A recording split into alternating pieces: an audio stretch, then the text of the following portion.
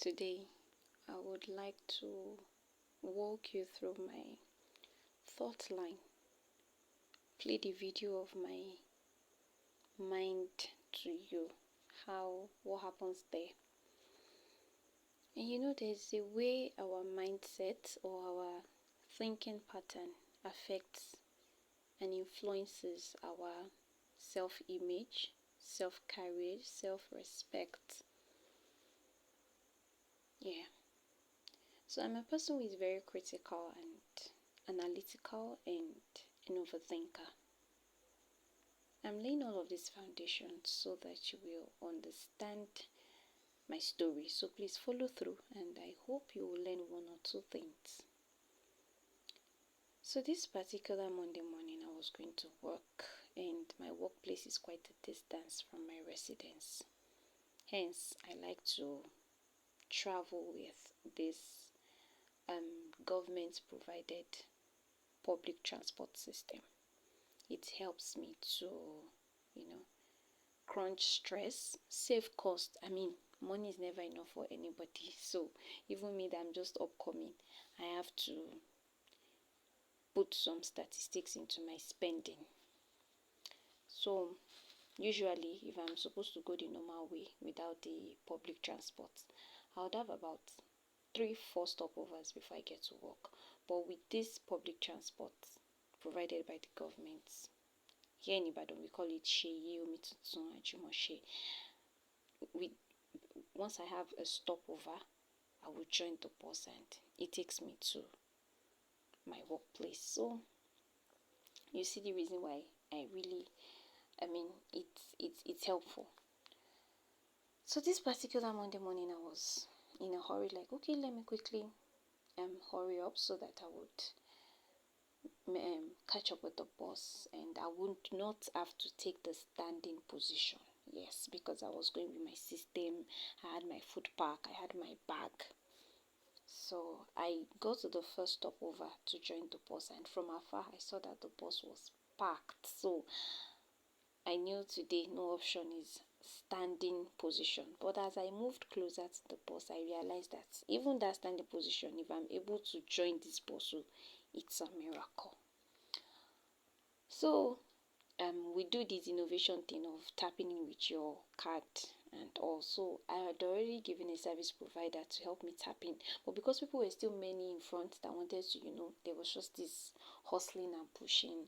All of us wanted to enter. Now you understand the fund costs, the cost saving. All of us wanted to do that, so there were a lot of persons in front of me, but me too, in order to secure a place, I just said, okay, please let me tap in. So they returned the card, they tapped in for me and returned the card to me. And before I knew it, the bus was going. I was not on the bus. And me, as by the soft girl, baby girl life, I was just there saying, I've tapped in. And the bus was already going. Fortunately for me, and I couldn't, be running after the bus. I told you I had a lot of bags, and also I was just like, okay, eventually I got lucky and they slowed down for me. They slowed down, not like they waited. So I literally still had to jump on the bus and, of course, standing position. So as I got on the bus, I kept replaying the scenario in my head like, wow, this is so funny. Me as by the critical thinker, the analytical and overthinker, I just kept playing it over and over in my head like, wow, this is funny, this is serious. So I was in that standing position from, if you're familiar with Ibadan, from Ojo to Queen Cinema, and I kept replaying the whole scenario in my head. As the replay or playback continued, now my mind video, let me play for you. So a thought just popped up. Imagine a grown woman jumping on the bus at this age, and it's setting as a pathetic feeling, like as old as you are, jumping on the bus, all of those things. Then it moved to me feeling depressed, like, oh, how sad, see me at this age, at this point. And it moved to me feeling envious, oh, my mates, those that have cars, those that are married, those that are out of the country, those that are married out of the country, would they be jumping on the bus? Even their kids will be jumping on the bus. They will walk them to the bus station, and the children will join the bus softly. All the soft life that you are thinking you are made for, others are living it, but here you are hustling. So the thoughts flowed like that. Like, I'm just telling how the thoughts went progressively, from the pathetic feeling to the depressed feeling, then to the envious feeling or envy feeling. And I wanted to cut in and cut it short, but something just made me allow the thought flow. So it flowed like, oh, how bad, grown woman. Is this what your life should be? Is this where you're supposed to be? You should, at least if you don't have a car, have somebody that will drop you off at work now. Or at least somebody that would, you don't have, if you have enough funds, you won't have to be jumping. All of those. So it went really wild, and I just let it flow. So immediately this thought ended, I also picked it up. Like, okay, so you're done.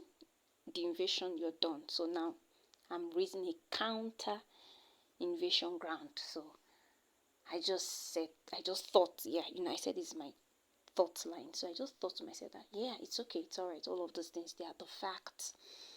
But how about when another time will come, and when that time comes, when this my mate that this thought, or whoever is propelling, or whatever is propelling, which I know is the devil propelling this thought, when those my mates you're putting me in comparison with, when it's time for us to give gifts, and I am giving a gift of 100 million, do you think we would be in the same level? I also countered it with, I see my mates now, right? They are giving birth already, I agree. They've had 1 or 2 kids, and as single birth. But when it is my own time to start birthing, to start reproducing, I am having mine in twos. When it's time for me and those mates you bring in comparison with, to give gifts or to sow seed, I am sowing in hundreds of millions. So I also went wild with my terrific thoughts against the terrible thought that was shot in my heart. So let's say, for example, someone who is sick in the body, and the devil is there shooting the arrow of terrible thoughts into your heart, like, and with facts, with reports to back it up, like, see, the doctor has said this is a death sentence. Life is going on without you, life is living without you, life is moving on without that person. And yes, those are the facts. The doctors have given their reports. We've heard it. When the devil comes with all of his invasion, as the Lord helps you, let it flow. And when he's done with his terrible thoughts, pick up from there and also go wild.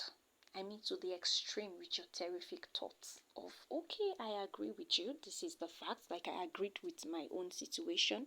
Like, okay, yeah, it's the fact. I'm jumping on the bus, hustling. I agree. Now go the extreme. So, like, I see myself rising from the sick bed, and a team of doctors coming to check and recheck and recheck, and collectively agreeing that in our collective years of service, we haven't seen anything like this. Do you know how much life will be worth living then? You will be in the spotlight. The life that the devil shot, the lie, that the devil shot in your heart, or let's say the fact that packaged and it blew out of proportion, like, oh, life is not worth living.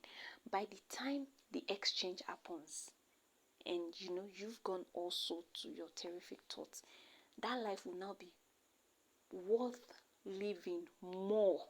Like, because imagine a team of doctors coming and they're saying, they come and grant us an interview, because we've never seen anything like this. I've seen it in movies, read it in books, where doctors come and they say, we've not seen anything like this. So when the devil comes, invading your mind with those terrible thoughts, you to counter those terrible thoughts with terrific thoughts and add the spice of an extreme to it. Go really wild with your thoughts. Go the extreme to with your terrific thoughts, because you're not paying for it. And that is the beginning of victory. That is exactly where you start winning from. So watch out for me. I'm still going to sow that seed of 100 million. And I'm also rooting and watching out for you, because you will do exploits. You will stay right in the middle of your terrific thoughts. Tangibly, physically, you will handle, you will live in the middle of your terrific thoughts. Don't stop. God bless you.